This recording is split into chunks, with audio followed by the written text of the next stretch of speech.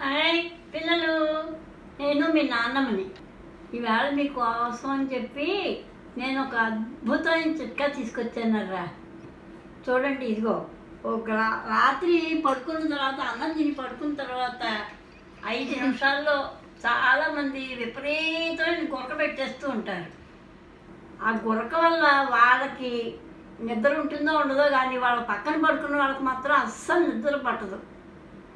ఆ గురక పోవడానికి ఏమిటయ్యా అంటే ఒక మంచి చిట్కా చెప్తాను. ఒక గ్లాసు నీళ్ళు తీసుకుని అందులో ఒక స్పూన్ జీలకర్ర వేసి బాగా మరిగించి, ఒక జీలకర్ర స్పూన్ ఇలా వేసి ఆ నీళ్లు బాగా మరిగించి వడబోసిన తర్వాత గోరువెచ్చగా ఉన్నప్పుడు అందులో ఒక స్పూను తేనె వేసుకుని బాగా కలుపుకుని పడుకోబోయే ముందు కనుక తాగేసి పడుకుంటే కనుక అలా తాగుతూ ఉంటే గురక ఆటోమేటిక్గా దాంతో అదే తగ్గిపోతుంది.